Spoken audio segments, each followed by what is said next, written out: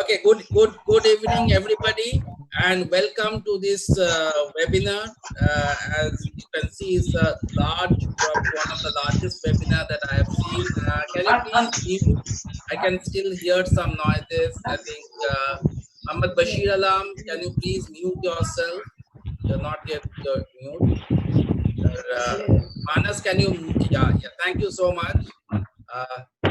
Vrindaji, can you please mute yourself? Yeah, can you please mute yourself? Good evening, but please avoid putting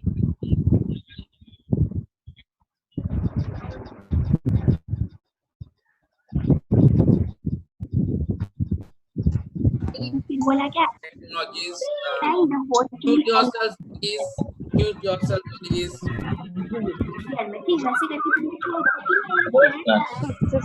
কালকে ভালো join করছে আর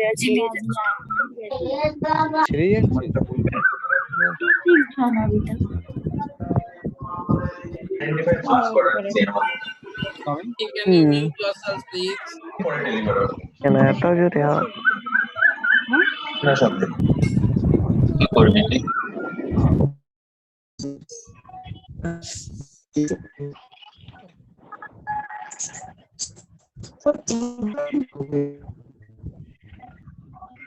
Professor Ghosh, I have one suggestion. Hello. Hello. Professor Ghosh, Yeah. I can hear you. I got unmuted. I got muted.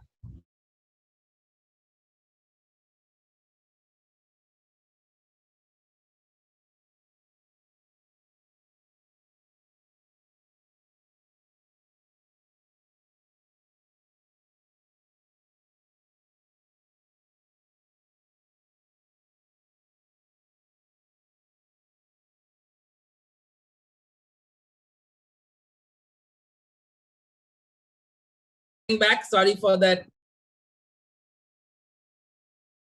So this is welcome to this webinar on digital transformation in education, and this is a webinar organized jointly by Calcutta Management Association and MAKAUT, which was previously known as West Bengal University of Technology.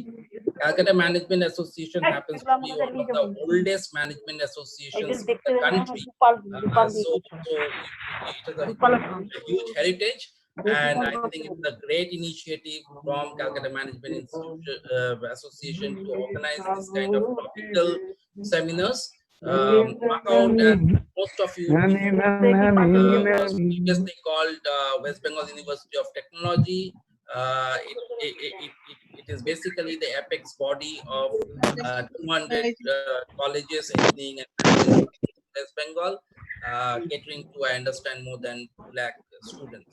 And we have the Honorable GC from MAKAUT, Professor Dr. Saikat as a part of the panel. We are very fortunate to have him here. He will be, of course, speaking about a lot about this physical education. Dr. Maitra has been a very seasoned academician. He has done his graduation from Calcutta University, and then a post-graduation, and after working for a few years in corporate, he went on to academics, and he has held various positions, including research, administration, and he has also taught outside India. And right now he's the Vice Chancellor of MAKAUT, and I know him that he has been spearheading a lot of innovative courses and initiatives. Sir, sound is not clear. Can you hear me? Can you hear me? Okay. So yeah. Sir, you can mute all of the participants. Atanu, this is Nandan Sengupta. We Sorry, cannot hear you. I can see at least 8 microphones on. We cannot hear you. Okay. I'm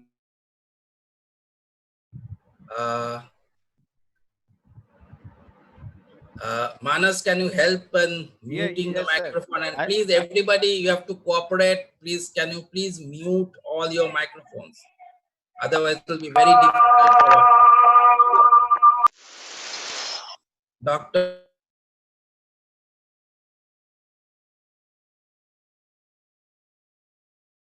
Sir, sound is not clear.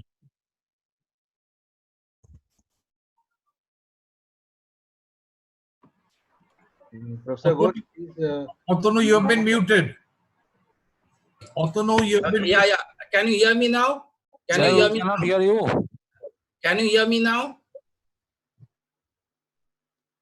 Yes, Can you are fine. Your voice is not clear. Yes, sir. Yeah, We can okay, hear okay, you. good, We cannot good. hear you, sir. Okay.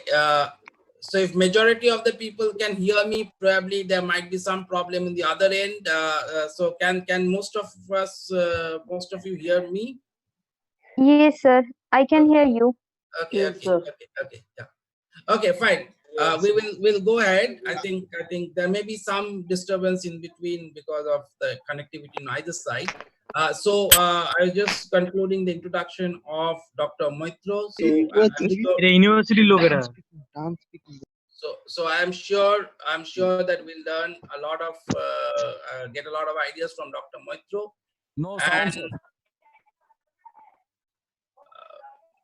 This is from your end. Yeah. If there is no sound, I think Manas, you can if any speaker sound is not coming, then you just mention that. Otherwise, we'll assume that everything is fine. So there Okay, may sir. be a problem on the other side as well. But Okay, otherwise, sir. individual requests may come up. Okay.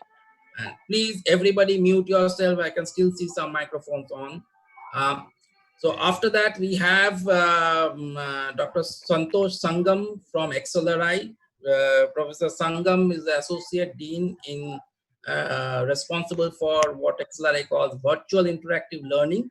And XLRI has been one of the pioneering institutes of teaching online. And Professor Santosh Sangam has more than 10 years experience in industry and then in academics. His interest lies in finance and economics, and we'll hear from him how actually he's handling this transformation, I say, from the trenches. Okay, he has been in the forefront of. Then I have Dr. Sibamay Dasgupta. He's also from MAKAUT. He's the Director of Engineering Studies, and he is going to talk about all the different changes that may be required for this online education. And he has been a long-term academician from. He's in fact from my alma mater, Jadavpur University, electrical engineering. So welcome, Dr. Dasgupta. And finally, we have Dr. Soumyakanti Chakraborty from IIM Calcutta. He is a professor of Management Information System. And again, more than 10 years experience in academics and industry. And we will hear from him mostly about how pedagogical changes are needed as far as the online education is concerned. So we have a very exciting panel here, and I'm sure we are going to learn a lot from them. So I will just start off with some very interesting statistics. Of course, I mean, education has gone online even before all this pandemic and all started. But the difference was that when education went online, most of the education that was happening online was not the core full-time, what we call as full-time education, full-time MBA, full-time engineering. And of course, in the primary and secondary level, probably there was hardly any online courses. There could have been coaching, could have been executive education, parallel education that was happening online, but not the core education. So it was still a fringe until, of course, this COVID happened and kind of everybody got pushed into, there was no choice. There was virtually no choice than to learn online. Either you stop learning or you learn online, or stop teaching or you teach online. That was the situation. And just to give you some statistics, in the whole world of 194 countries, except for 3 countries, 191 countries, in 191 countries, schools and colleges were partially or fully closed, or they're still partially or fully closed for this pandemic. So just imagine the kind of impact it has on education. Total 1.6 billion learners. have got affected because of this. And in India, if you look at, more than 300 learners have actually got affected because of lack of the schools and the colleges being closed. So that's the scale of disruption that has actually happened. And at this point of time, probably online is not a choice; it is a compulsion. But what is most important is probably this will be what we call as a habit-changing behavior. So even after COVID is gone and we are back to our normal days, probably online education is here to stay. And this kind of habit-changing behaviors actually bring transformation. So with that small introduction, I will request Dr. Santosh Sangem. I know Santosh for quite some time, and I have been associated with academics partly, and I know the hard work that has gone in kind of making online education possible. So Dr. Sangam, over to you. Can you just share your experience from the trenches, as they say, from the trenches, how actually take this transformation? Thank you, Professor Ghosh. And good evening and welcome to all of you. One major point which Professor Ghosh started Can you please mute yourself? Can you please mute yourself, everybody? Sorry. One important point that Professor Ghosh started off with is the fact that in India, many academic institutions have treated, online as just an add-on or an unnecessary, evil, right? In fact, one of the biggest challenges that is there is in the mindset of the educators themselves, wherein they feel that online itself is not a way to, be effective in terms of teaching and education. And whereas, if you look at it globally, the trends towards online education being important started almost more than a decade ago. Right? So now, if you look at it, even though there are a lot of things that you have to keep in mind when you are looking at an online version. Now, what should be is not something which probably you can immediately do, okay, right? Because right now it's a crisis, right? In a crisis, you have to manage some way or the other. But what I'll be sharing about are certain pointers or things that academic institutions and academicians have to work for preparing their colleges, their institutions for the future. Because let us accept the reality that online education is here to stay, and it will be a much bigger, will have a much greater role to play in the shaping education in the future to come. Right? Now, given this, right, when you talk at the ground level, right, a large part of it, of the decision, okay, revolves around a few factors. First is, what is the nature of the programs that you are looking at or taking online? Second, what is the size of the audience you wish to serve? Right. Third, and more importantly, how interactive would you like your online education to be? Now, the answers to these three questions will, to a large extent, help you determine the kind of investment you need to make. Because there's a common misconception that, the online, setting up online education facility is a very cheap thing. You just buy a phone and you start, right? You're going about it in a systematic way. I request all of you to please mute your mic.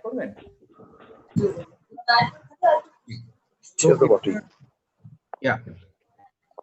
So if you're looking at, preparing your institution for the future, right, you need to have a serious look at how online education fits into your overall institute strategy.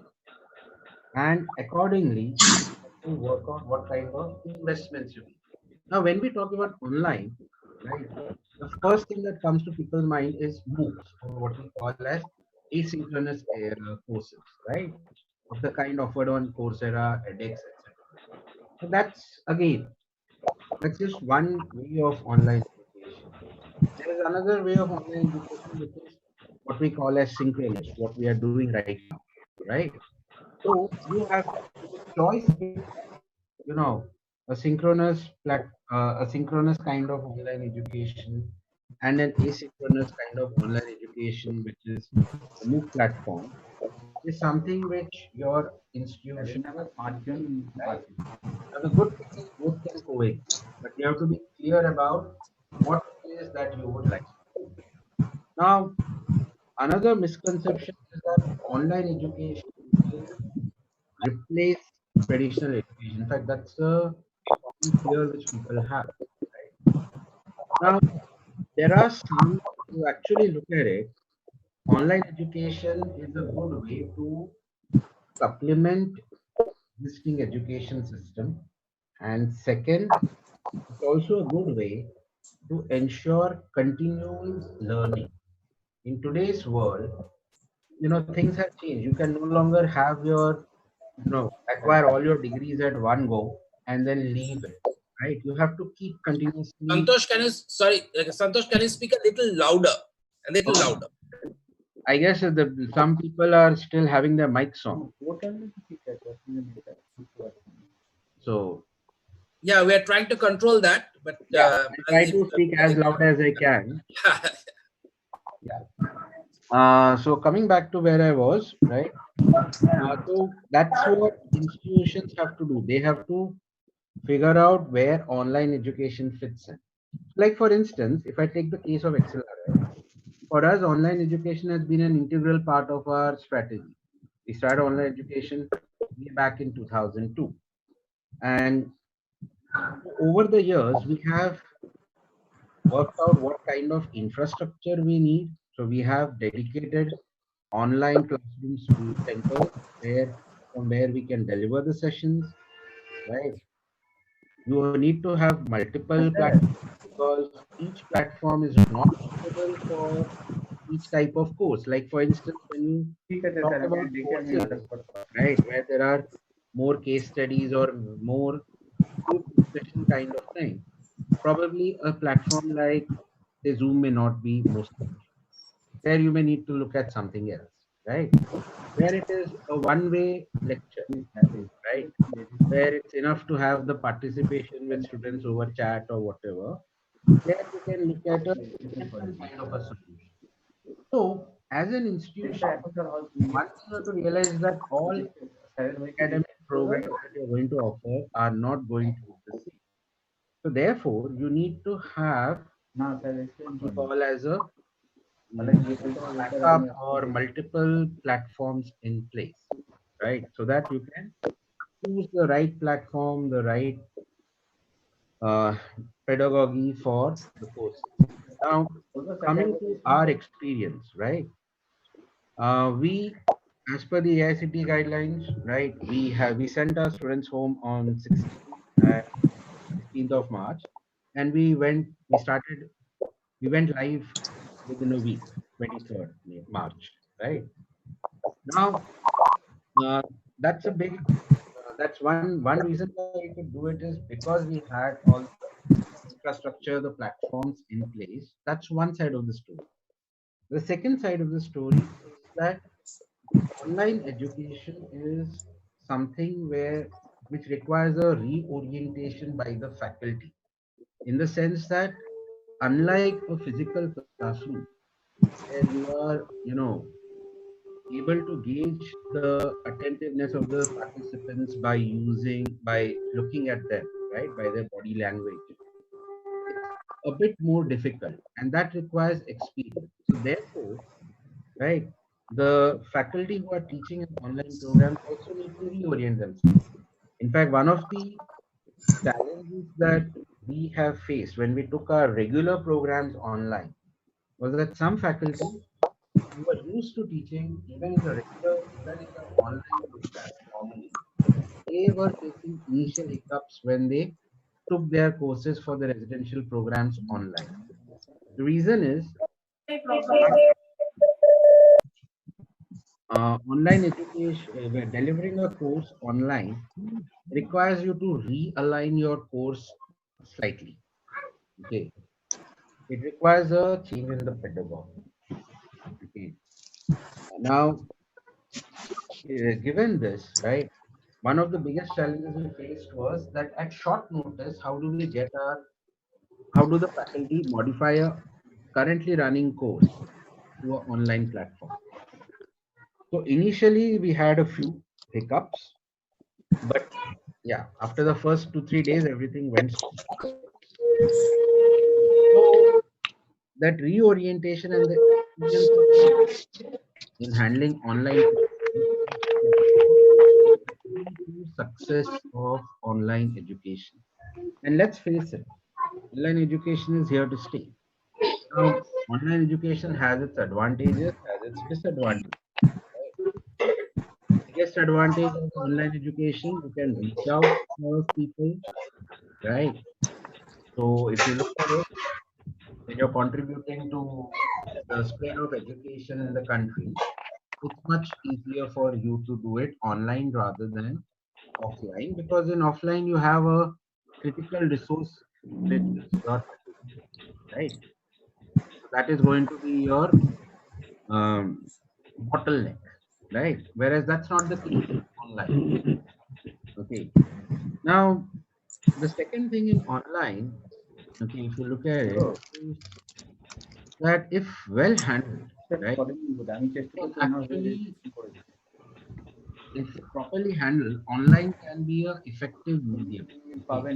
And with the kind of technologies that are coming up in terms of augmented reality and all of those, we are going to come to a situation probably the next 4 years where an online experience can be simulated at least to a level of 60 to 70% of a classroom fee. Those kind of technologies are coming up, right? Online is not just here to stay, it's somewhere, it's something which is going to okay. Now, so therefore, let us not think of online as something which is, you know, a temporary thing which we have to deal with because of this pandemic. It's something for which every university, every academic institute has to strategize for the future, right? Now, it's not an easy job. It's something which takes a few years developing the capabilities. So, given that most institutes are forced to get into online right now, it might not be a bad time for you to start working on your strategy for it. Right? With that, I would like to end right now and just hand it over back to Professor Atanu Ghosh. Thank you, Dr. Sangem. Very, very insightful, experience and insights. Now, before we proceed, a couple of quick things. Can you please, again, an earnest request to all of you, please mute the microphone. Manas, if you can just keep a watch on that. Still, people are kind of, I think I see few people still on. And Manos, you can mute yourself also, because I think you're taking some calls, so that is also coming over. The second thing is that as far as questions are concerned, we will take the questions at the end only. So please do not put questions right now. We'll take the questions at the end. Of course, in the interest of time, we can take only few questions. And please limit your questions that is relevant to the topic. I see there are various other questions that are coming, but this, please keep those questions relevant to the topic. So I will now request Dr. Sibamay Dasgupta, very eminent academician and a long experience, to talk about his thoughts on the digital transformation in education. Dr. Dasgupta. Thank you very much. Am I audible? Can Yes, you hear me? Yes, you are, Dr. I will share the screen first, so that I can run a PPT.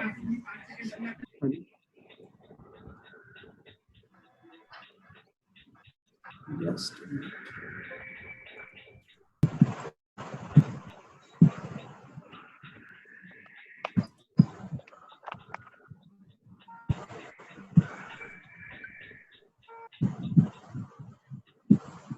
Is it visible to all of you, the screen? Yes. Hello? Sir. Yes, sir. Yes, sir. Okay, okay. Yes, Thank sir. you. Thank you very much. Yes, sir. So, Yes, sir. yeah, I have actually chosen my topic to be like this, actually imparting digital education through online teaching, because digital education and online teaching especially, all I mean, digital educations are not online. But anyway, the online teaching actually has become, right now actually, it has become inevitable. And as apart from that also, actually online teaching is actually with the help of technology, with the help of advancement of technology, online teaching actually is coming in a big way in near future. So we should be prepared as far as our teachers are concerned, as far as the students are concerned. So it is giving an extra facility, so that we can learn at any time, at any place, and from anyone. Okay, so I have just concentrated on this topic, and I will discuss these things quite fast. So this is actually online teaching, the benefits and disadvantages. So it has got certain benefits, and it has got also certain disadvantages. And major disadvantage is the face-to-face interaction is not possible. So certain kind of courses is very difficult, especially the practicals and psychomotor kind of activities which is actually involved in some course, that is very difficult to handle with online teaching. And online teaching mostly actually very good in cognitive kind of courses. And then these are also all known. And then you have got two methods, and you can have asynchronous teaching learning, self-paced, and that is quite this is preferred by young people. And synchronous type of learning, basically these are older people. That is actually statistically it has been proved that asynchronous type of teaching learning, that is anytime, any place people can have it. So that is actually preferred by younger generation. And then there is another thing is we need to Dr. have, Dasgupta, yeah, Dr. please, Dasgupta, you have not opened the PPT. You have not opened the PPT. The folder is visible, but not the PPT. Yeah. And the PPT is not visible. Yeah, you have not opened it, I think. You have not opened it. Your folder is visible. Screen is visible. Screen is visible? Yes, the screen is visible, but the PPT is not. Maybe it's in a different tab. Just a minute. Or maybe you have not opened it. Dr. Dasgupta, I think what you have done is when you did screen share, you shared the application window. Just share your entire screen. Just stop sharing your screen and go to share your entire. Now is it? No. Just a minute. Just stop sharing. Is it visible? Yeah, sir. Yes, sir. Okay, so I'll go back and okay. So this was actually the benefits and disadvantages of online teaching, and there's mostly everything is known to everyone almost. And then you have got asynchronous and synchronous mode. Synchronous mode is preferred by younger people, and synchronous mode is preferred by older people. And short-term memory and long-term memory. See, there is another thing: instructional system design. Because when we have to teach, normally what happens most of the time when we are going to teach online, basically we are transferring our classroom teaching exactly just through in front of the camera. So that may not be all the time suitable.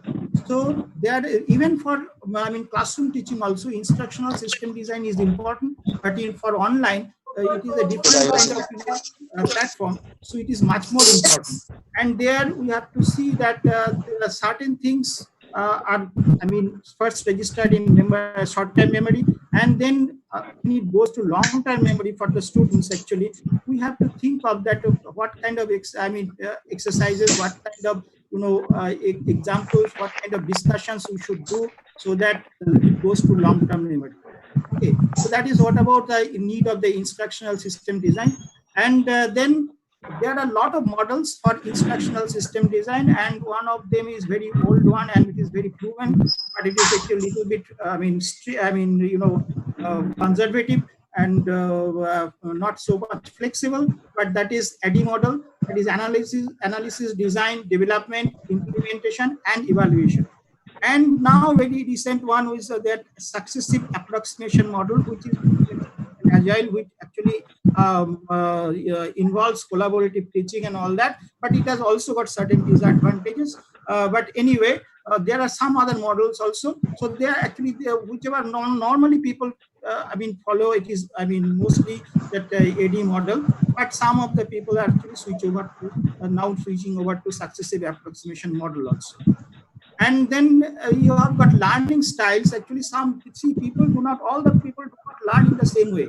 So in your learning system, actually, you have to have provisions for auditory learning, for visual learning, and kinesthetic learning. Kinesthetic learning is little more difficult to provide in online mode, but it is possible using games, simulation, discussion boards, etc., etc. Okay, so then you have got a learning theory. So when these learning theories are also at the background, they are actually very important when you are teaching online courses. In offline courses also it is important, but here it is quite important. So that is, say, there are quite a lot of theories, and in psychological point of view, you have got behaviorism. Major theories are behaviorism, cognitivism, and constructivism. So these theories actually depict that in case of behaviorism, that it says that if the objectives of the course are fulfilled, then students' behavior will change. Okay, it assumes that. Then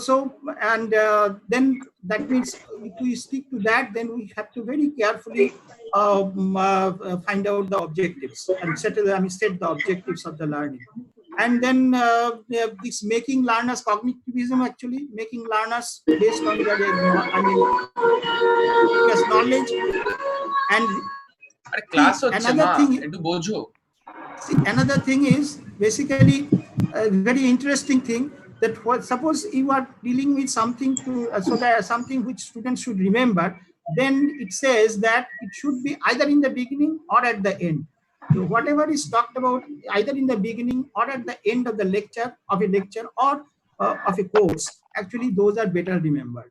So some kind of these things. Then constructivism, actually you have to go through certain kind of so that they should experience and should experiential kind of learning. So those things have to be provided. So these, you do not know who will be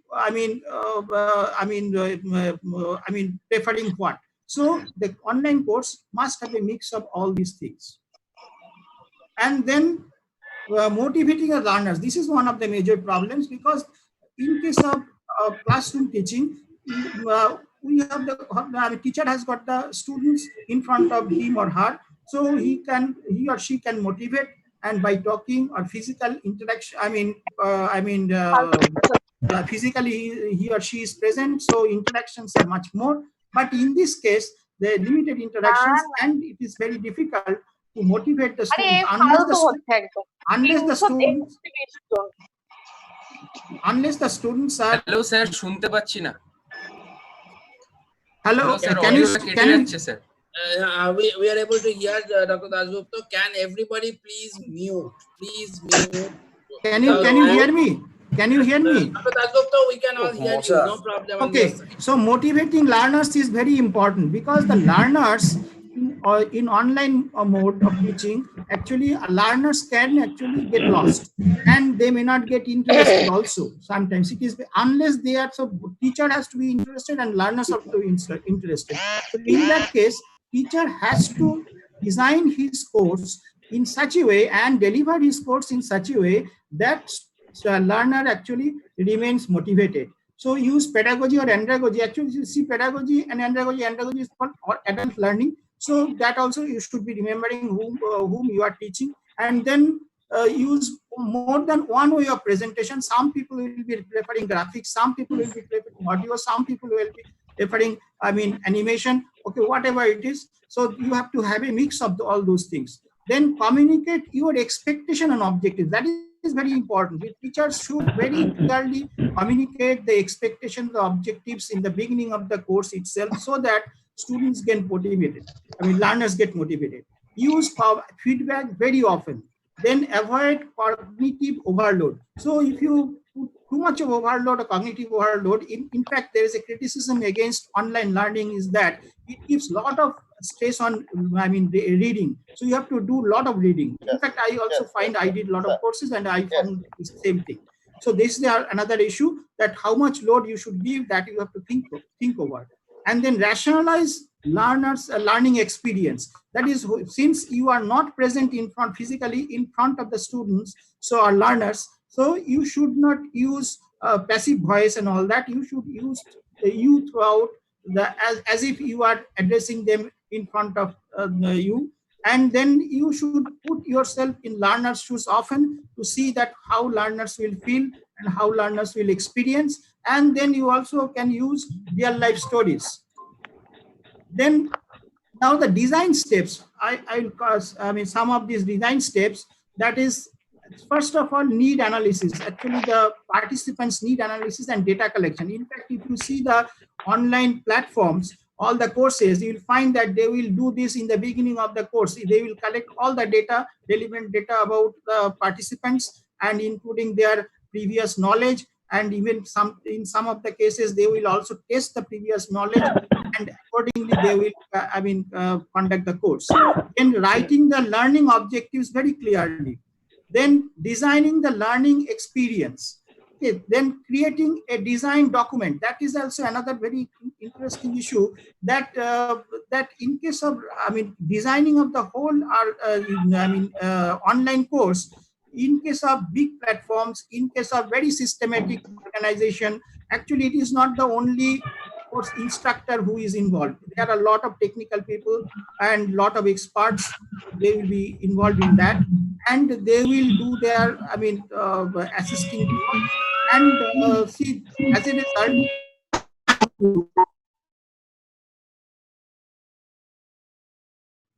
Hello. I think hello. I think I got muted. Yeah, we can hear you. We can hear you. Yeah. Okay. So creating that document is important. Then there is another very important thing, is the writing the script of the course. See, in case of online teaching, actually the script has to be written, and that's writing the script is also quite difficult and quite challenging. And if the script is written in such a way that it is be heard, not read. Okay. So and then you have to, another thing, you have to decide the graphics and animation which you are which you want to put it, and then you have to decide the font of the fonts used in the display. Then after that you have to check for quality assurance, that you have to show it to a selected audience, and who may be subject expert, who may be this online course experts and instructional design expert. So then, and you take the feedback, and according to the feedback, you again design back iteratively. Then design evaluation. You have to design the evaluation process also, that is formative and summative both, and it depends on a person to instructor to instructor, and it depends on the university to, organization to organization. Then you have to design the assessment also. You have to design the interactivity, how the interaction is taking place, whether it will be very passive interaction, or whether it will be very active interaction. That has to be designed. There are a lot of interactive levels of interactivity. And then you have to design the simulation and games if you want to introduce in your course material. And then after that, there's the implementation procedure. And implementation, there is some request. Gaurav Gupta is requesting remote control of your screen. What is that? Hello? Can you hear me? Continue. Hello, sir. Yes, sir. Please continue. Yeah. Implementation is uploading, and after that you have to upload the course to LMS or CMS, that is learning management system or content management system. Okay, so the or any other kind of distribution system, which is I think your in our organization is allowing. And then there are now all these things, all these steps, how will you do? Then there are a lot of authoring tools, and Adobe is actually one of the major organizations which is providing almost a complete set of authoring tools and very powerful authoring tools. Those are, most of them are priced, and see, this is Adobe Captivate, then Adobe Flash, Adobe Dreamweaver, Adobe Photoshop, then Adobe Acrobat, then Adobe Presenter, Adobe Audition. And all these things together makes actually make a set of necessary tools, I mean, covering all aspects of, I mean, preparing a an online course. Then you have other simpler authoring tools also. Even your PowerPoint is a very actually powerful, simple but powerful tool, and a lot of things can be done using PowerPoint. And you know, there are a lot of plugins are available for PowerPoint, which actually can help you in preparing the course. One of them is Articulate Studio. Then this delivery technology also, another issue is that this open access technology or institutionally supported technology, which one the teacher will be selecting, that has to be decided. Open access technology means the Facebook, then you have got YouTube or WhatsApp, whatever it is, like which requires no institutional support or control. But institutionally supported technologies are like LMS, mostly CMS. Those things can be also, through that also course can be delivered. It has to be decided. And both has got advantages and disadvantages. Open access, Facebook and other things actually, because there it is very, the author has to be, actually instructor has to, or the teacher has to they keep the track of it and the statistics of the whole activity. And that is quite difficult also. And but it has got advantages that it goes across a wider audience, and it has got that way quite benefits also. But students can learn from each other also very easily, and some of the tools maybe some of the tools are maybe very I think very much familiar to of the students also. And institutionally supported technology, although it gives I think very directed opportunity and limited opportunity and stringent opportunity, but it has got one very big advantage, that all the I think information, all the data will be centralized and it will be kept securely at a place. And teacher need not have to bother about all these, I think, data, statistics, and all the analytics and all that can be done by the system of the institution automatically. So that is again another decision teacher has to take, but after making the course. So this is actually, I think, all about the major steps actually, how this, but all steps actually, see, I have only given the broad idea, that overview only. And if anyone wants to learn, he or she has to go inside each and every step. And every step will also need lot of time to understand, to and to implement also. And but what I feel, that we have to start at some place, and but you need not know many things, but whatever you know, with that also you can start doing, applying all these theories and all that, and you can start learning, and you can start designing your course. So I will show one that video with the PowerPoint presentation made by myself.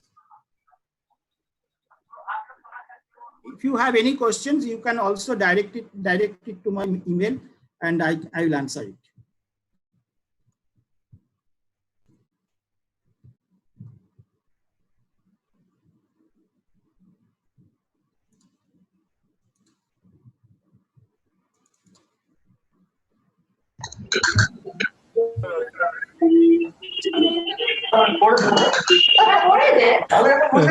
This is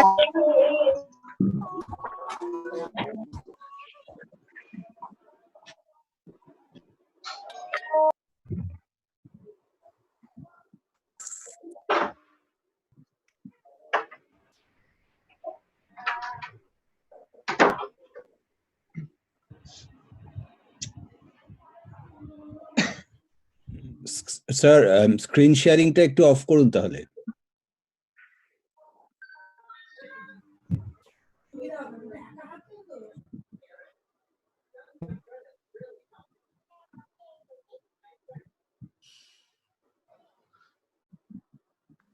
Dasgupta sir স্ক্রিনটা একটু আনশেয়ার করে দিন।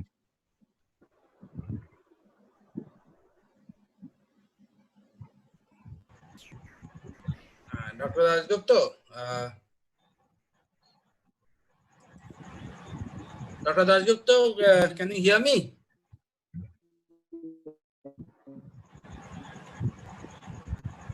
Dr. Dasgupta, we are not able to see the video. I think there'll be probably some technical glitch.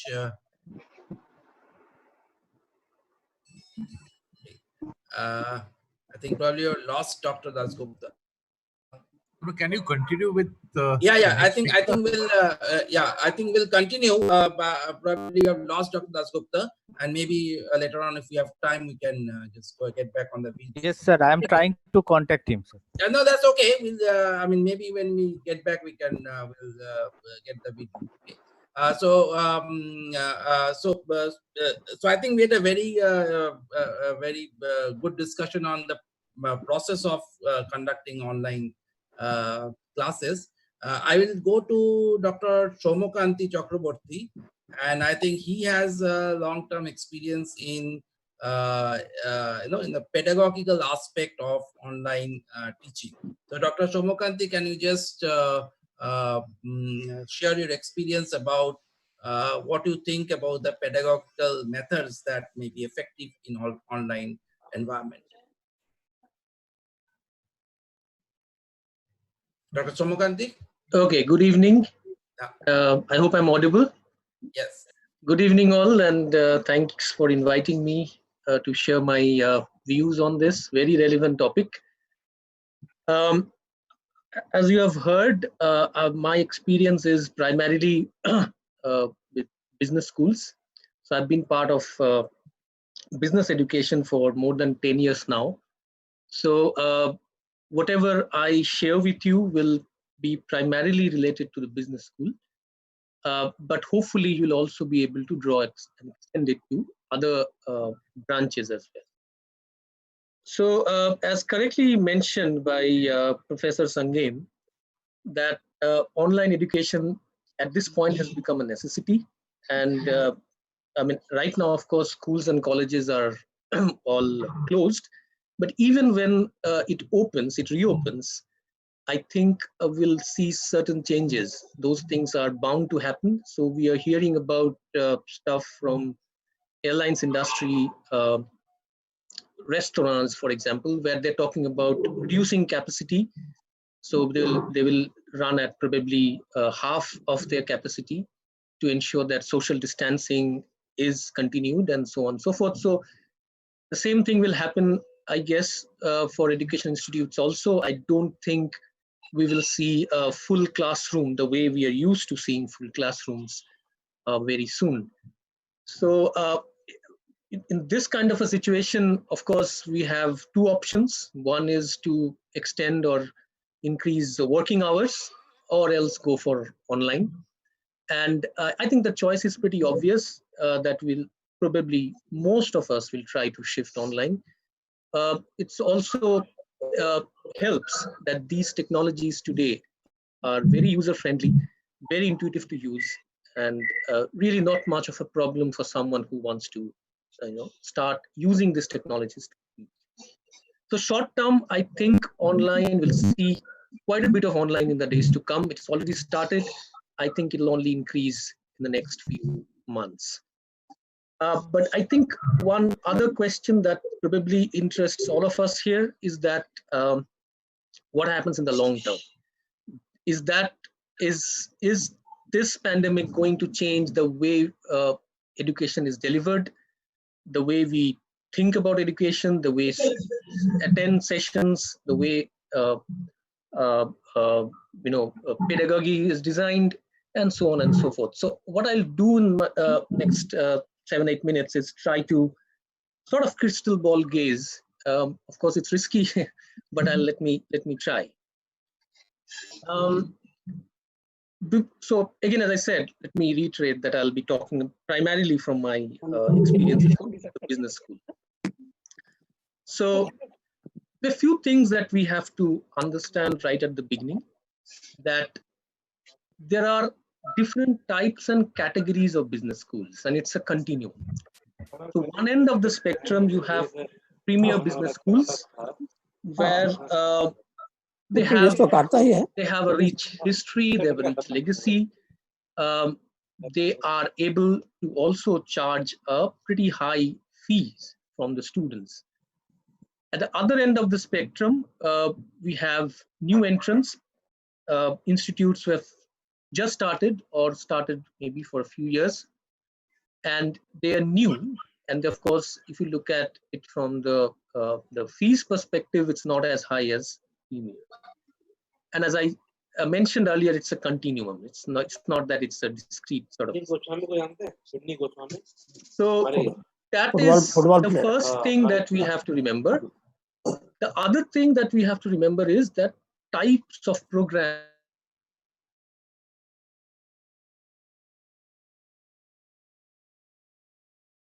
Professor Soumyakanti, you are on mute.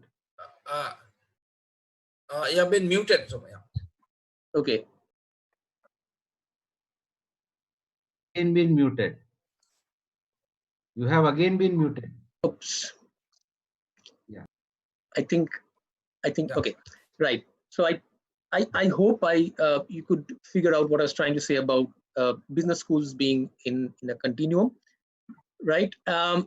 Then we have also think about types of programs that business schools offer. So when you think about MBA education, we tend to think about 2-year MBA programs only, particularly in India, right? Which is definitely the flagship for most business schools.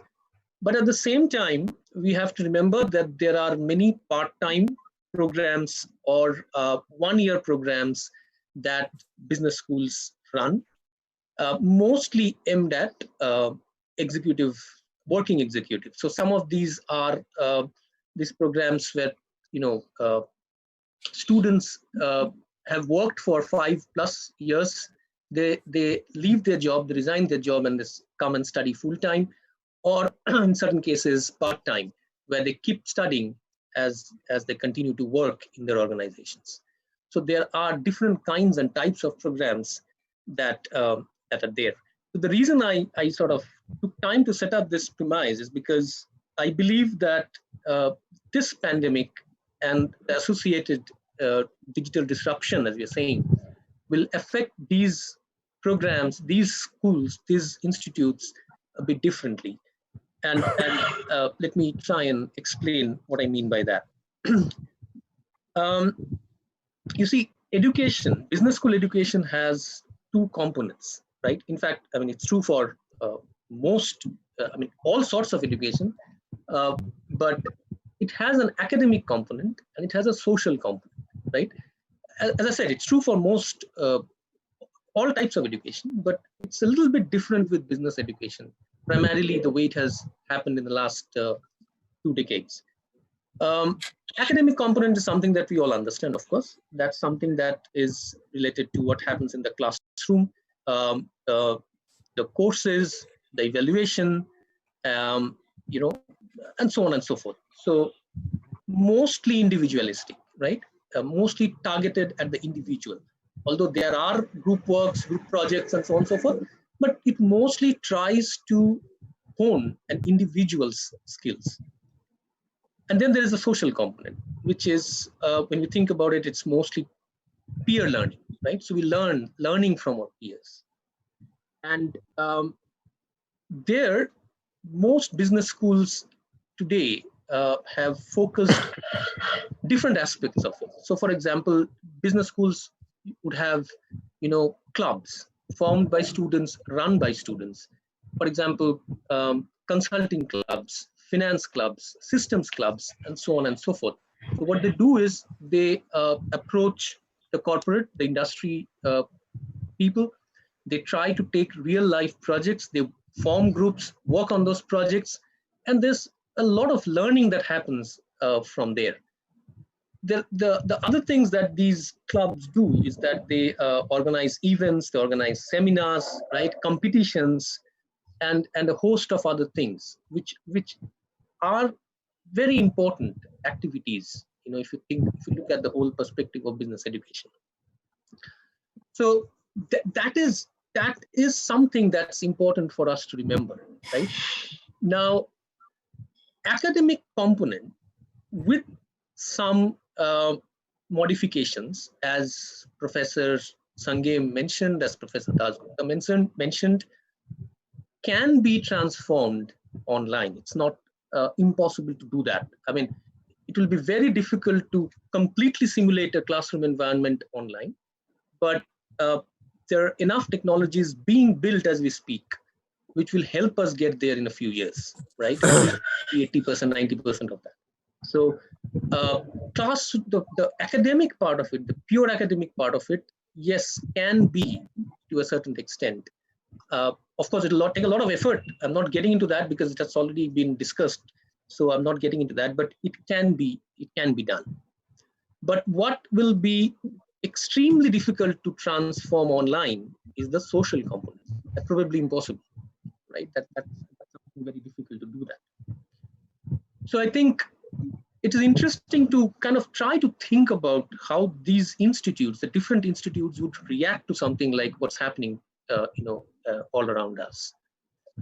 I think premier institutes, which have over the years built the infrastructure, built the means to focus on the social component of learning, right?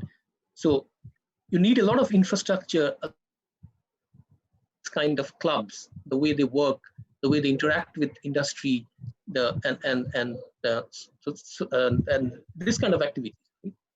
So these things have been built over a few decades. It takes time to do that, right? And it's true that many business schools in India and even abroad have not been able to really leverage this thing. So it's there, but it's not. We haven't really spent a lot of time trying to figure out: is it really helping? Is the social component really helping, augmenting the classroom education, right? And probably this is the time which will help, which will force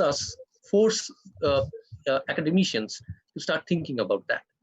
So I think the institutes which have the means, have the infrastructure to do it, will now focus on that, because premier education institutes will tend to resist going fully online. Because if you go online, that's when the floodgates open, and there's a huge, massive competition that you'll have to face. You will definitely try to leverage your resources that is not easily replicable, and that takes time to build, right? And if that happens, then definitely these institutes which have the wherewithal to do it will focus on those, the social learning component. I think what will also happen is that experiential learning will get a boost. And I think that's been something we're discussing for a long time. But it takes time to change the curriculum and all of that. We know it takes a lot of time to do all of that. But I guess this pandemic will force us to kind of move fast, and experiential learning that component will increase. So what do I mean by that? So let's say I'll just give an example. So let's say leadership. So when we teach leadership, it cannot be just leadership theories, right? So when we talk about experiential learning or leadership, we could be thinking about inviting business leaders to come and visit campus, stay for a few days, right? And spend time with students, talk to them about real life incidents, talk to them about real life challenges, create situations, simulations, which can help students really understand what is leadership in the real world, right? So those things, and as I said, because premier institutes which have a rich heritage will have alums in different fields occupying these positions. And it'll be easy for them to tap onto this talent, tap onto this alum base, to get them on board and increase the experiential component of their learning. So I think that's what probably how the premier institutes who have the means to do it will react to it. But of course, having said that, there is no doubt that some part of it will definitely go online. Now, what about institutes which are maybe stuck in between, in the sense that they do not have the means to increase the experiential component of their learning, but the way they have modeled it, their business model is such that they have they are charging a hefty fee from students. These are models which can get disrupted, because if you're not able to actually increase the social component of your education, of your curriculum, then you are you are a target for disruption. So I think that is the other thing that I wanted to talk about. I'll just quickly finish that because I think I'm running out of time. Is the different programs that we have. So the 2-year MBA program is designed in a way that the social component can be increased, right? And it's already there. We can also, if you want, increase that. But there are certain programs, part-time programs, 1-year programs, where it's difficult to do that, right? And there, I think every institute will have to start thinking about how do we ensure that we either increase the social component and keep charging the amount that we are charging students, or else maybe shift a major portion of it online, so that we are not disrupted easily by new entrants. So I think that's where I'll stop, because I'm already overshot my time. So thank you, and over to Dr. Ghosh. Thank you, Dr. Soumyakanti. I understand from us from where you are coming. Dr. Soumyakanti being, platform economics being research area for Dr. Chakraborty, I think is indicating at in a typical digital transformation, winner take all is a kind of disruption that may happen, and you may have few moment everything becomes online. The access to online education is there to everybody, and there may be few institutes which may be across the globe who may actually try to rule the entire education system. So that's the threat that is there as far as in the competitive environment when you go online. So thank you, Dr. Chakraborty. And finally, we will go to Professor Dr. Saikat Maitra, the Honorable PhD of MAKAUT. Dr. Maitra, I would like you to share your thoughts on this, if you can. And after that, just before Dr. Maitra starts, there are a few questions that are coming up. We'll take all those questions at the end. And so we'll have limited time to answer the questions. I will try to do whatever possible to address the questions. Dr. Maitra. Okay. My observation is that worldwide, the transformation process that has started a few years before, industry was migrating to Industry 2.0. As the concept of traditional concept of management, leadership, and all other things, which was prevalent for even the last decade, may not be applicable in coming years because of this massive intervention of technology. Industry 4.0 will be also dominated by basically automation, analytics, artificial intelligence, and areas like that. Similarly, for education also, the transformation was bound to happen to Education 4.0. And the basic features of Education 4.0 is learning at your own place, learning at your own pace.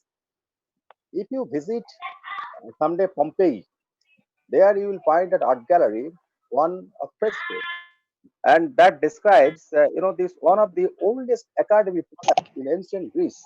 That was by Plato's academy, and the person who is occupying the center stage there, he was Socrates.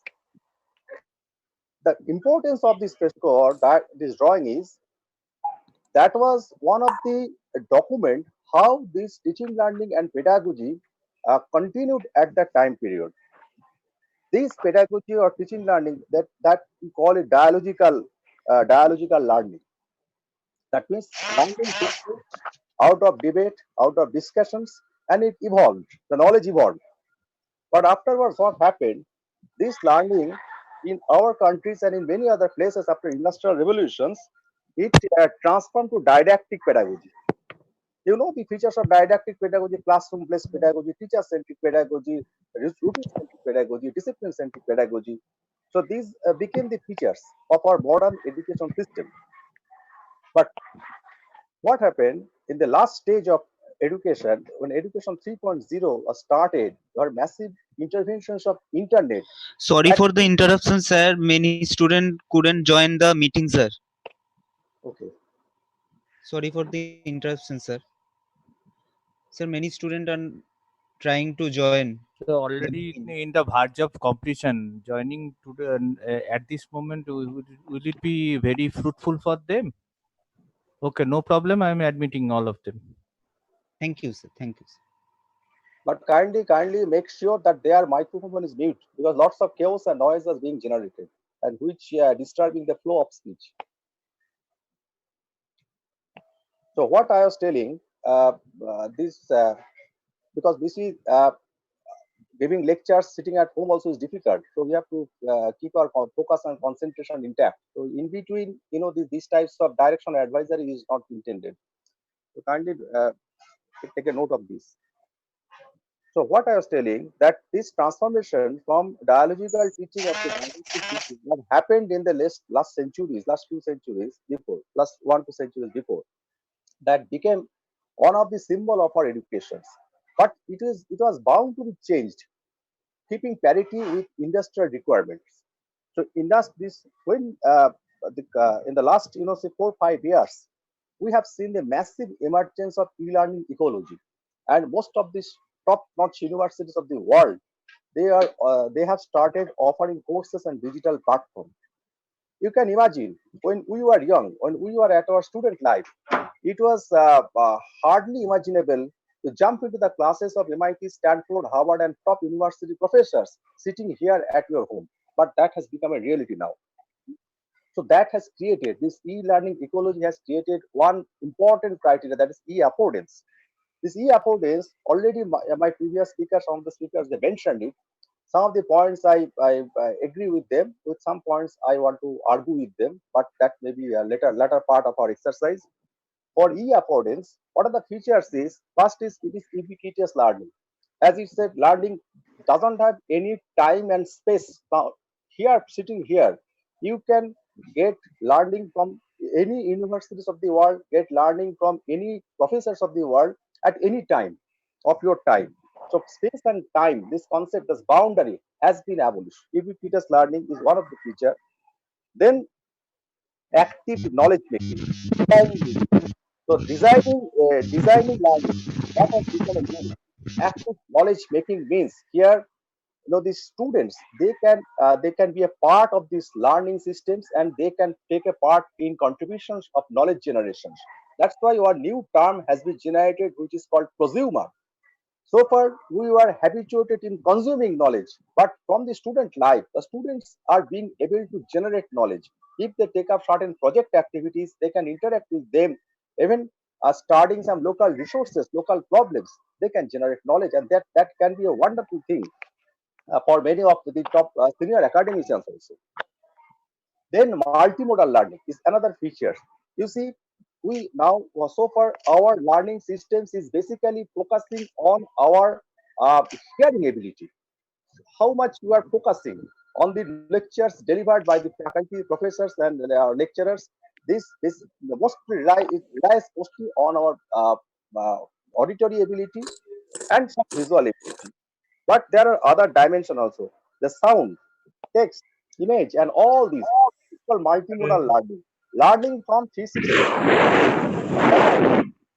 Recursive feedback. Recursive feedback is one of the important feature at any point of time. You can get from the learning process is going on. That is not possible in traditional orthodox mode of learning. You cannot interact with equal time and attention with all the students sitting at your class. 30, 40 students. But with this artificial intelligence, with automation, with the technology, then in any moment of time, the attention level of the students, you can interact with them. That can be automated. So this recursive feedback, you can know where your students is standing in terms of getting this learning. What is the level there, and how much corrective action is required for upgrading them. Collaborative has become another interesting feature. You can have a massive chance of collaborations, multidisciplinary collaboration, cloud-based collaborations, and that is great. At any point of time, you can collaborate with anyone. You inside your classroom, outside your classroom, anywhere, anytime. Metacognition. Metacognition is very important definition. It is the thinking about thinking. It teaches us how to think, how to go for thinking. That is becoming possible when we are throwing some, these weird problems, some, these unassuming things. Then our metacognition ability that is ignited. Differentiated learning is also another features. You can choose, through this e-learning or digital learning platforms, different sets of learning methodology, learning tools, and learning techniques for taking care of slow learner, advanced learner. So lots of things are happening. These are called e-affordances, and this has become a possibility. Peer-to-peer, already someone spoke about it. Not only peer-to-peer, peer-to-peer to community, peer-to-peer to community to these teachers. So all sorts of network is possible, all sorts of ecosystem is possible, social network is possible. You can reap the benefit of the social network like Facebook, Twitter, Instagram, WhatsApp, YouTube, whatever this phone is available right now. That all this can be actively engaged for these learning resources. And another important thing which has emerged, this is more transparency in content.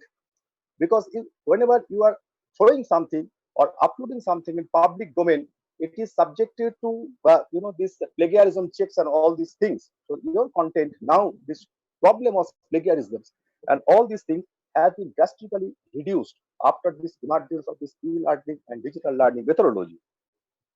Now the thing is, affordability of education, higher education, quality education, that has increased.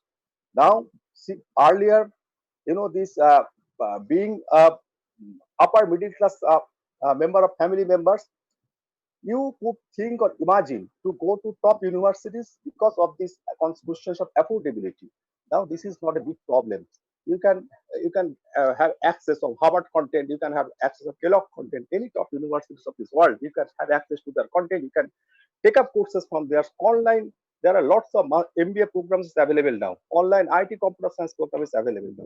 Online, many engineering courses are coming up with this emergence of virtual laboratories. And all the governments, they are spending a huge amount of money for building up their digital education infrastructure. In India, Government of India spent in SHRIAM, NPTEL, Spoken Tutorial, and all other platforms, building all these platforms.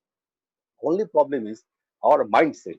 Mindset means how we are upgrading ourselves in embracing this digital technology and tools and techniques.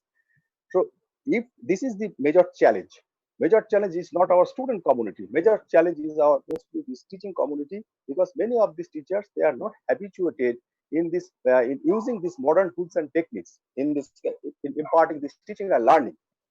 So that's why what I think in near future, this pandemic situation created a scenario that all of us will be compelled to adopt these tools and techniques. Right now, we do not have any other options in imparting teaching learning, in upgrading ourselves. And the door has been opened.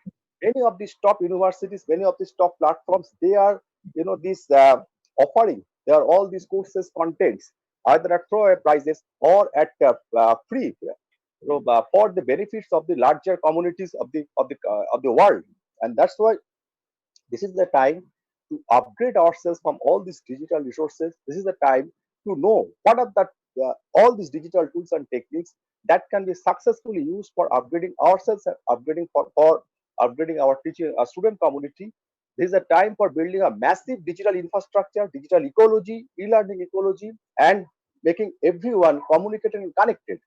And then only what will happen in next year after this pandemic scenario is over, then we can reap the benefit of all this exercise. Right now, it is the time for taking up these rigorous exercises, is making us comfortable in this digital environment. That is my submission.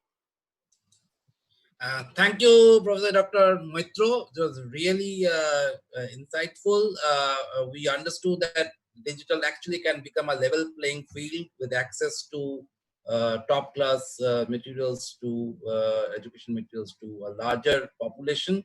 And I think the interesting point that you brought about is that of virtual labs. Many of us probably would like to know more about it, but that's probably offline. Okay, so a big thank to all the panelists. I think we had a great insight. I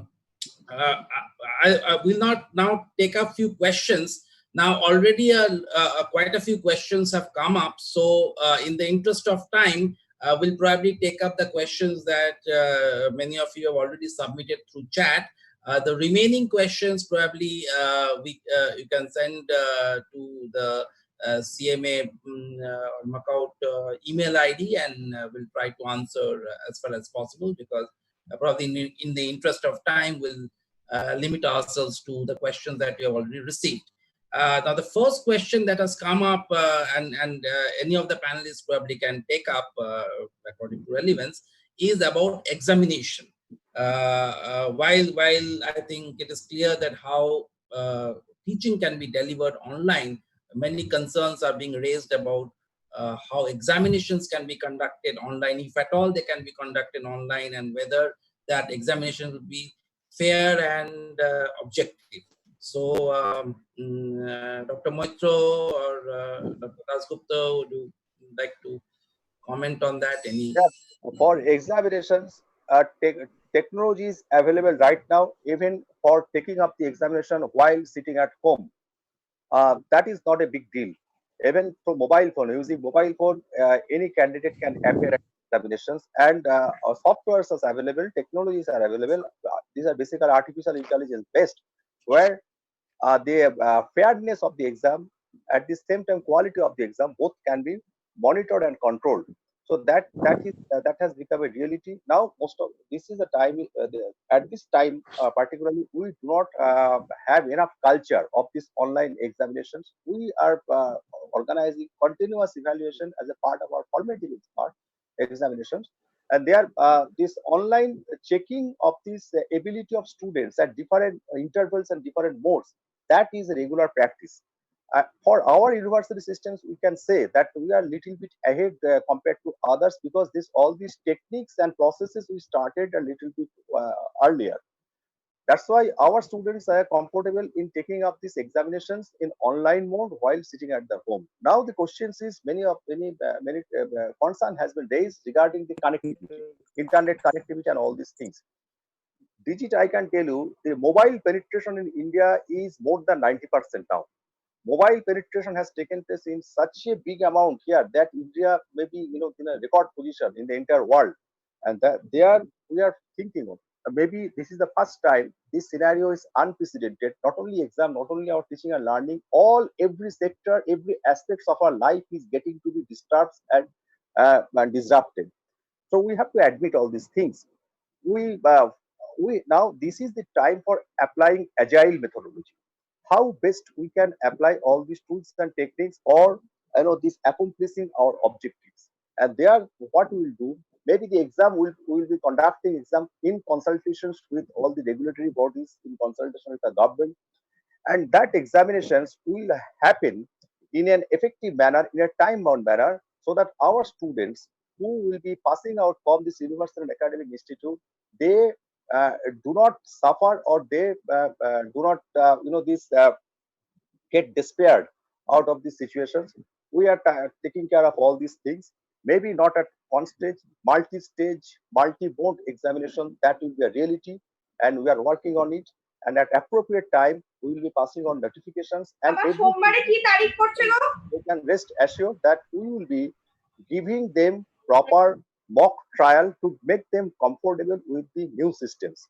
So that is one of our mandate and one of our exercise right now. We are working on it, and in near future also we will try to establish a more effective online education, these examination systems. This year also, already last year we have implemented partial online evaluation systems. This year we will be introducing more. Next year will be more. Maybe next year long questions or short questions uh, beyond this MCQ, that will be evaluated online using natural language processing or computational linguistics intelligence. So that is one of our agenda or mandate. But right now we will be focusing on taking up this online examination in an effective mode while the students are confined at their home, and to take care of each and every student so that they get their due credit for these teaching learning systems. And that is a challenging task, but we will do it. Thank you, Dr. Maitra. I think surely this was useful for many of the students probably who are attending here. Dr. Sangem, one question for you. I think Dr. Maitra also raised the question of infrastructure. So you having been again in the front line of these activities, what issues did you see in terms of the infrastructure? I think that's also a question for a large number of people, that in India, we still do not have enough IT infrastructure to support this kind of online education on mass scale. So what's your take on that? How can that scale up based on your experience? Yeah. So if you look at it, I have been following this discussion. A large chunk of the discussion has been surrounding, the asynchronous programs, or what we call as the pre-recorded programs. Right. The infrastructure required is very different for both. So if you look at asynchronous programs, you will have to have a proper record, a studio where you record. Probably you will have to make use of augmented reality and all those other technologies which are coming up, right? And you will also need to have a good team which will edit. So typically we largely think of asynchronous programs as, just sitting in front of a camera, recording the session, and release.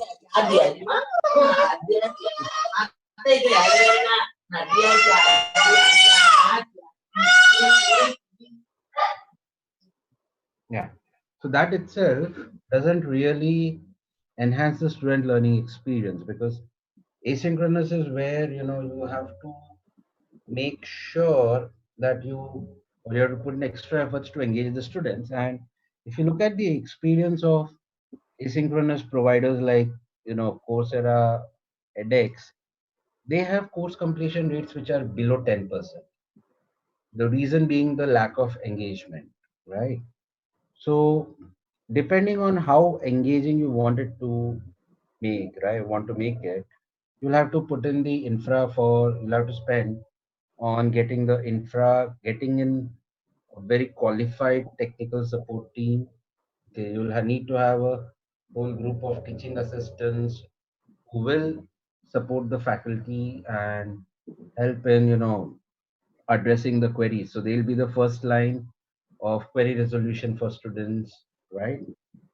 So that's one you would need. And the other thing you have to also recognize is the fact that creating interactive content for asynchronous programs is a very costly exercise. So at the base level, yes, you might start with a few thousand if you just sit in front, a few hundreds rather, if you sit in front and record. But if you want to make it very professional, very engaging, the cost can go as high as 2 to 3 lakh rupees per hour of content. That's the production cost, right? So these are things that an institute would have to take a look at.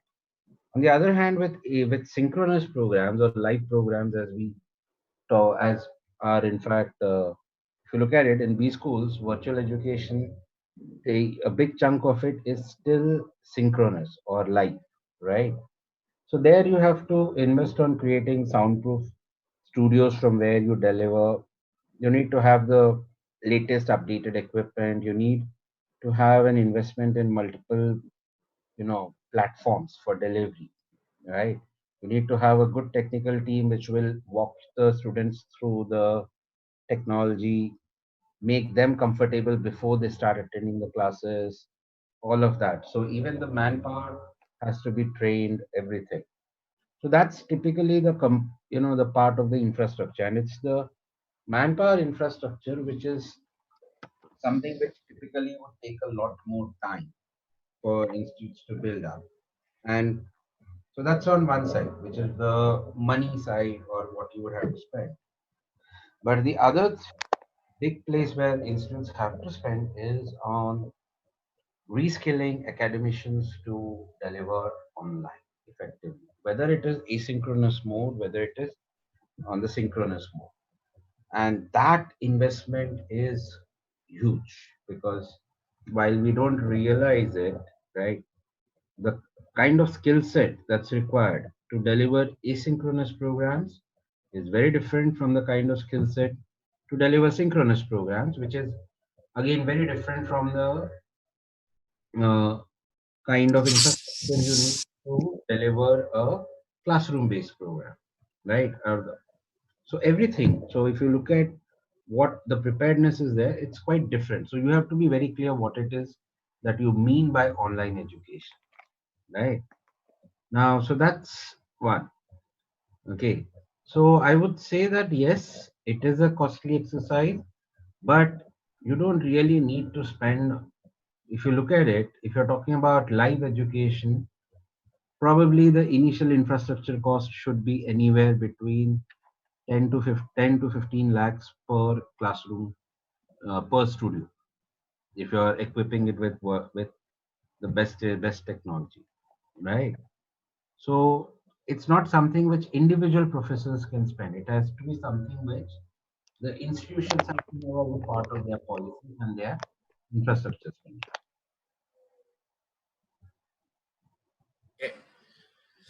Thank you, Dr. Sangam. I think that was the query of many professors, faculty about the infrastructure requirement from their side and how to handle that. We'll have two more questions, last two questions, one for Dr. Chakraborty and then for Dr. Dasgupta. And the rest of the questions probably we have to take offline. So Dr. Chakraborty, my question to you based on the discussions that we're having and the chat that we're getting is there is an issue of intellectual property here. Like, teaching is after all an intellectual property, and in the courses that are happening, our faculty is delivering is many times an intellectual property of the faculty.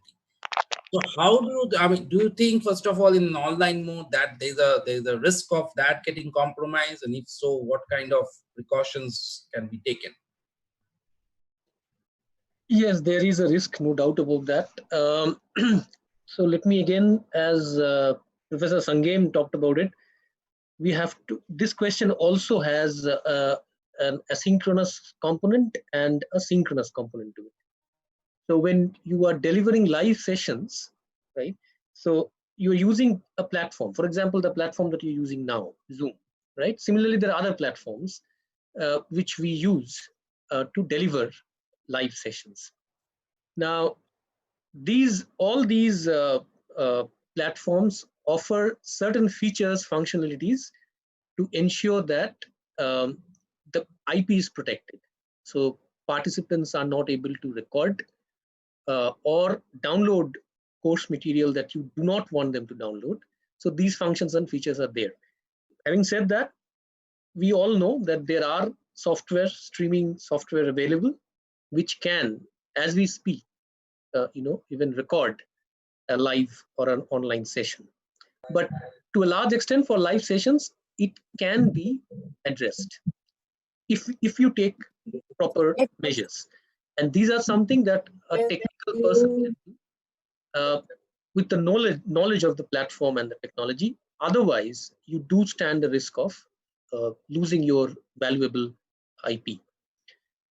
Now, if you look at asynchronous, where you create your course material and then upload it, there with asynchronous, it will be very difficult to deny the students to allow, the right to download what you've uploaded. For example, let's say you have created a video, or you have created a PPT, or you have written a paper, an article. So if you are uploading it, so it is not a very good idea to say that students who have registered for the course will not be able to download or use that. So in that case, when you upload your material, you have to understand that you are actually keeping it in public space, and there is every possibility that it will be copied and reproduced and distributed. So with that knowledge, it is better to do that. Having said that, there are ways to prevent it, but it's a little difficult to do that. What generally is done is that for videos, we have a small, a snippet of the faculty members speaking, so that even if the video is downloaded and reproduced and replicated or distributed or whatever, it is very difficult to really wipe out the author or the person who created the IP. Similarly, there are watermarks that you can give on articles and so on and so forth to somehow protect and let people know who is the actual creator of that material. But there is a risk, no doubt about that, and every one of us who are involved in this or engaging with online platforms should be very careful about that, no doubt about that. Thanks, Dr. Chakraborty. And finally, Dr. Dasgupta. First of all, I think we missed out Dr. Dasgupta's video, so perhaps for the technical glitch. No, so probably we can share it later on, and people can see in the interest of time. In the meantime, Dr. Dasgupta, one question is repeatedly come up from multiple participants, is especially related to the technical education and also in some extent management education. There are a lot of industrial visits, there are a lot of interactions with the industry that happen. And how will that kind of how will that experience come in an online? So see, right at this moment, actually, students cannot visit the industries. Okay, but industries also, have got changed. Over the years, many of the things actually now industries also planning in a different way. So this industrial training, actually AICT has given certain instructions that sitting at home they can do certain projects. Okay, and they are utilizing the creativity of theirs, and also the industry is also actually gearing up gradually to give certain problems related to industry which they can solve sitting at home. So that is actually right at this moment, that is the only solution. But later on, I think this exercise will give rise to a different kind of skill set, where actually instead of moving from one place to another, one can sit at a place and can do certain tasks, can identify what task actually he can do without going to that place. And even industry also, perhaps in near future, will be able to understand that, and that will reduce their expenditure also to a great extent, that what task actually they can segregate, that these are the tasks my employees or my people can do at home itself. So they need not have to come here, and certain tasks they can differentiate that their people have to be here. Okay, so in the working environment.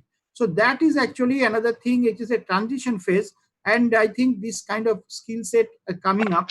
And for information, let me tell you that we are facing this same kind of problem regarding our MTech projects and all that. So the projects which needed a lot of experimental data, those are not actually really possible. But I think at least I find some of my students actually have come out very innovative kind of ideas that which they can I think solve this problem to a large extent. And that is actually, so people are actually thinking about it. So a lot of new ideas are coming up. So this is a crisis, and during this crisis, the new ideas will come up. And once everything becomes normal, I think we'll get the benefit also. And that is what actually I think right at this moment, and we are managing, and we have this industrial training and all that have to be to some extent compromised, but you have to shift it because many of the things can be done. We have to find out what other things can be done from at home. Okay. Is it the answer or anything? Of course, Dr. Dasgupta. I think it is. It was kind of absolutely relevant, and of course, you also talked about the virtual lab. I think that's also. I'm sure. Virtual lab. Yes, right. Yeah. Virtual lab. Actually, see, virtual lab. We are not that way. We have. I think MHRD has given. Our premier institutions have made that.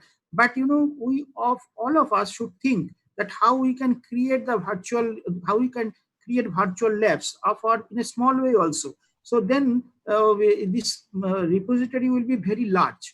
But this is the problem, that our skill sets are only concentrated in certain special, premier organizations, premier institutions. That has to be spread across different, all over the different universities, so that we can get, I think, large pool of experimentation and large pool of new technologies. Yeah, I think Dr. Dasgupta is a very, very valid point, especially for education in general, but online education as well. The democratization is very important. Otherwise, it will be limited to a very few select set of privileged students. So I know that probably this seminar would have raised more questions than it answered, and I would say I still have so many questions in my chat window, but I guess in the interest of time, we have to thank all our panelists. Dr. Saikat and VC of MAKAUT was really taking his busy time from his busy schedule.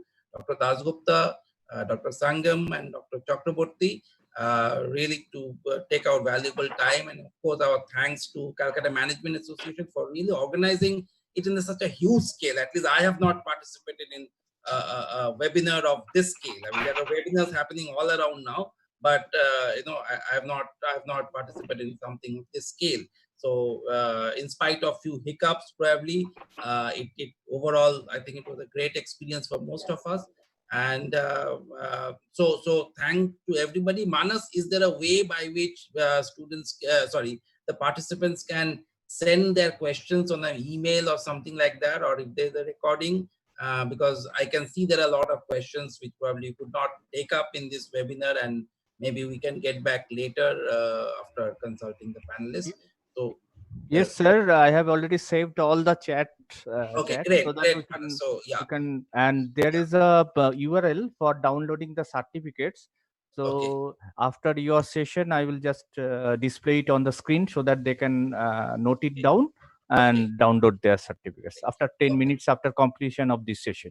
Okay, great. I think that's excellent. So thank you very much, and thanks to all of you for actually taking your evening out and participating in this webinar. We all hope that it was useful. We had a lot of insights, and I'm sure CMA and MAKAUT will organize many such webinars in future.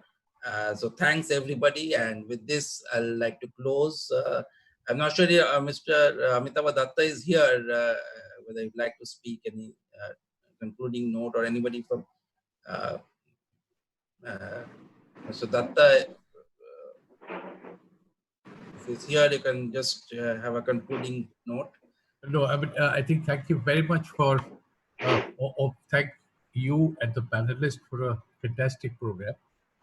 I personally found it very enriching, and I look forward to such programs in the future. And thank you very much once again. I won't take up too much of your time, and I really enjoyed the session today. Thank you. So thank you everybody. So with this we close the webinar, and Manas will probably share the link to download your certificate, and we'll answer the rest of the questions over mail. Thank you. Thank you very much, sir. Thank you. So I'm just sharing one URL to all of you, so that you can download your certificates from here. Just hold on. This is the URL. You can note it down so that you can download your certificates from this Google Drive. So this is the